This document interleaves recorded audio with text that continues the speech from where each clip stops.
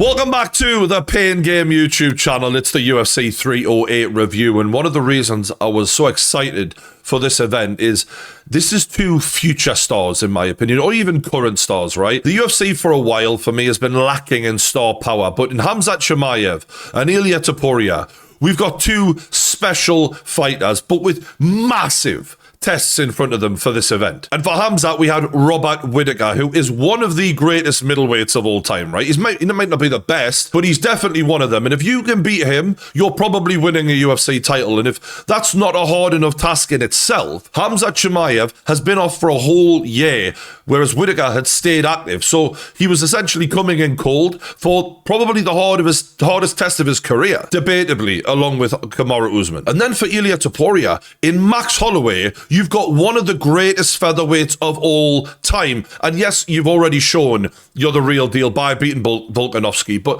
Holloway is a different skill set. He's a different animal, and he's going to bring a bag of tricks in his own right. And for me, this was just two fights where we're really going to learn a lot about Khamzat and Topuria. And what we learned is, oh, they're the real fucking deal. I mean, Topuria's getting called out by Conor McGregor after his performance, and it's no surprise, because Conor is looking at this kid with jealousy, wishing he was still in his prime doing those sort of things. I mean, I can't blame him. They absolutely smashed it, these two. But before I get on to the McGregor-Topuria storyline and all of that, we'll start with Khamzat. Khamzat winning this fight against Whittaker is not a surprise for me, right? Because I know the level that this guy is capable of. It was the fucking way he did it. He got a takedown within 15 seconds. Now, Whittaker is no slouch on the ground. I've never looked at him as a fighter and thought, you're weak on the ground, you. I don't think he's ever been submitted in his UFC career from memory. Honestly, he looked like he was on a wildlife show. Like one of those snakes had wrapped itself around him. It was just slowly but surely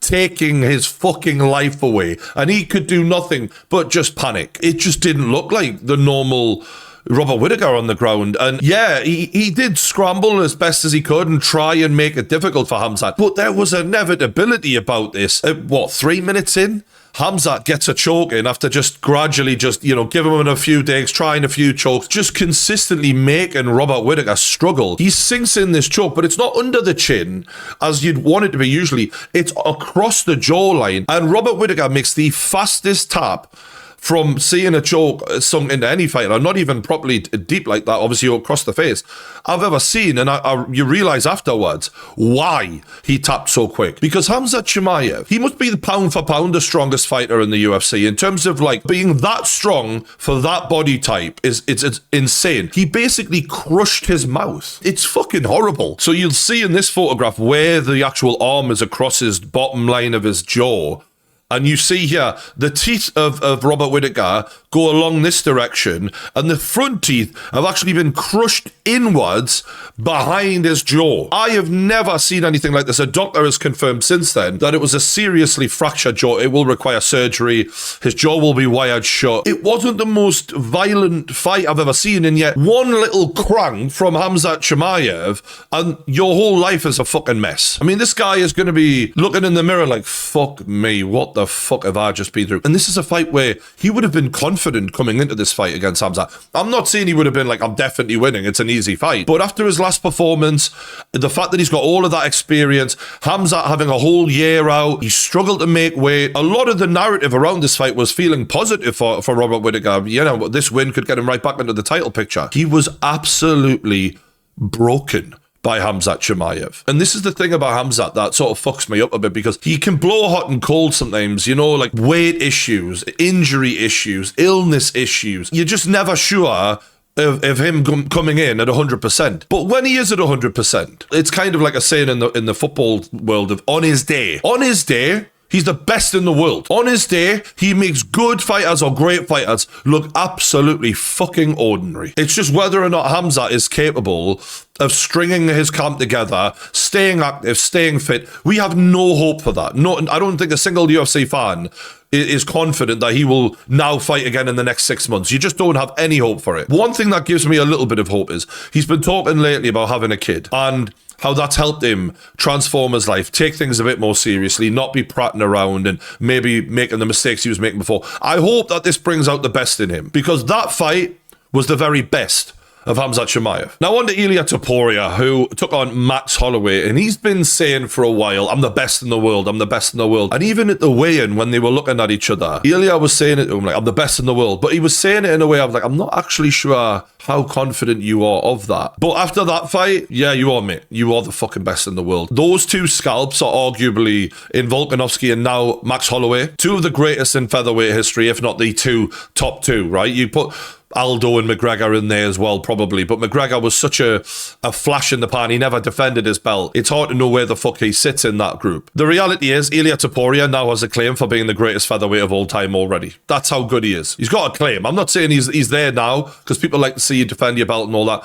But he's just smashed Max Holloway. No one smashes Max Holloway. It's mental. Now, in the first round, Topuria took the center, as you'd have expected, you know, the more powerful puncher. He's going to want to use those explosive hands early on to try and do the damage. Max was clever, right? Because they had a little bit of a standoff initially where Topuria's pointing to the center of the octagon and Max gives it the bull tamer and goes, you know, I'm going to fight you on the outside. And that was the smart thing to do, in my opinion. You've got the better reach. You've got a great gas tank. You know, wait until those arms get a bit tired before you start exchanging. But the key for Max is to know when to do that, because we've seen from Topuria, he's got knockout power. And Topuria was trying to land those big shots early on, but he did miss a few. And Max actually made him pay with some nice straight punches down the middle. You know, if you're a Max Holloway fan at the start of this round one, you're thinking, he's holding his own, he's doing all right. Yes, Topuria has taken the center and he's shown more aggression. He landed a nice takedown early, and you know, he seemed like the more aggressive fighter. But it wasn't like Max was in prey mode, right? He was holding his own, and he was showing enough to say, I'm in this fight. I'm not getting overwhelmed by this guy at all. And yeah, I'd have had Topuria edging that round, but it was competitive and some people might have given it either way. The second round was where Topuria plotted the downfall of Max Holloway. And I was surprised in watching it how quickly and intelligently he negated a lot of the strengths of Max Holloway. He knew he needed to close the distance against Max, so he started chopping out the legs with these calf kicks to slow his feet down. Brilliant move from Topuria. He starts using a lot of head movement to try and make himself harder to hit for Max, to keep Max guessing of where the fuck is this guy going to be. And then as he's entering the pocket, he's throwing while he's entering, so there's no vulnerability for him to walk onto something, because he's making Max fight defensively. And not only is Max fighting defensively because of this, but the pressure is ramped up by Ilia Topuria. He's closing the distance faster and faster, and now as the legs are slowing down because the legs are getting chopped away at, it's a real horrible situation he's putting Max Holloway in. Now, Max is a tough guy, so he played it off well, but this was the beginning of the end. From the start of round two, it was genius, because within 2 minutes of him doing all those things, Max's reach is nowhere near as much of a factor, and he catches Max with a I think it was a straight right and a left hook, and that's where, as a fighter, you know, okay, this is working, I'm getting to you now, and it's just the cogs are turning. But what I love about Topuria is when he had that little bit of success, he didn't get excited, he didn't get carried away. Topuria is a very calm, cool customer, right? He's a smooth operator, and rather than going headhunting, he slams another calf kick in there. Keep him guessing, going up, going down. You don't know where it's coming next. And where the first round, it felt like Max was still holding his own despite Topuria being the aggressor. This was very much predator versus prey. What I mean by that is when Max was having some offense, it felt more like he was throwing to keep Topuria off of him, not to regain control of the fight. The hope was slowly but surely being drained from Max Holloway. And look, Max is one of the toughest guys in UFC history. So to do that to him, not only do you have to be very smart, you got to hit hard. And I think this is a testament to the power Topuria has in those hands. And look, I got to give Topuria credit himself for being tough, because Max actually did land about a minute before the end of the second round the best right hand that he threw the whole fight, right? Strong, solid right hand. And obviously, we know the guy's got talent, but we want to see how tough you are. Can you take it? Takes it, no problem, returns a receipt, bang, straight on Max Holloway within a second afterwards. He wasn't letting him get away with that. As a fight fan, you know, boxing or MMA, you just want to see a fighter behave in the right way, and he does everything right. Topuria, in my opinion. He's not showing any weaknesses to me right now at all. Now, round 3 starts, and I really think Max thought, you know what, I've got to step on the gas here. I'm getting bullied a little bit. I need to regain a little bit of control in this fight. He opens up with a head kick. Now, to be fair to Topuria, perfect defense, caught it on the guard, and sometimes they still hurt you, but he looked great after that. But Max, knowing he's got the stamina against most fighters, I think he thought, you know what, I'm going to try and get in the pocket a bit more. I'm going to try and exchange and try and make this more my fight. And I get why he chose to do that, right? I think it was clearly too early. Topuria was nowhere near ready for that shit. He was like, nah, you fucked up. When you stood and traded with me in round 3, I'm not that guy. I carry my power. And he paid the price, Max Holloway, big time. And what I liked about what Topuria did is he's got a good memory and he knows the shots he's been throwing previously. And I actually think he's sort of the type of fighter that will hide his best shots for later in the fight, right? He knows not to show you too much too early. But previously, he'd thrown quite a few hooks. And maybe not like completely bent on, but, you know, he's coming around the side, you know, towards the ear, towards the cheek. And Max is sort of raising his hands up to sort of anticipate that. And this next one comes right down the middle and he smashes Max Holloway right on the nose with a fucking cracking shot. Max goes pedaling back into the cage. You're thinking, fuck me. He's really wobbled. Yeah, Topuria is going in for the kill and he's throwing a barrage of punches, but Max isn't quite done. And to be fair to Max, these defensive instincts, we see them from the likes of Tyson Fury, you know, to be able to compose yourself even when you're fucked.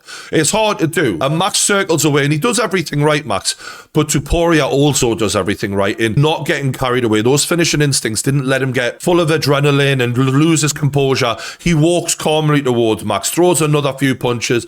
Max is defending decently, but a left hook, which was a massive shot on the dome, just crumbles Max Holloway. I mean, we've never seen anything like it with Max Holloway before. And Topuria gets on top, pounds him out. The first man ever to finish Max Holloway like that. What a fucking statement. I mean, we just can't let that go without saying, you know, to do that to Max Holloway at featherweight, after all of the wars we've seen him in with, he's been in there with everyone. To do that to him when no one else has done it, you're the real fucking deal, Ilia Topuria, the real deal. And immediately, DC on commentary says, you know, the only person we've ever seen hit like that at featherweight is Conor McGregor. And obviously McGregor, he has pricked up. He's immediately on Twitter, because that's all he does these days, to be honest with you, other than fucking sitting on yachts. McGregor tweets out, "Call me." They've mentioned this to Topuria in an interview. I'll quickly check what he said. Conor McGregor wrote, "Good little fighter, too small for anything substantial. He was getting chewed up." I don't know what to say. I'm telling you, he's a faker. He fakes the comeback every time. He insults everyone in the UFC. He's like, I don't care about anyone. I don't respect anyone. Bro, you're sick. You have some problems to fix in your mind, you know. You need to take some classes of respect to have to trade to the people, because you're gonna end up really, really bad.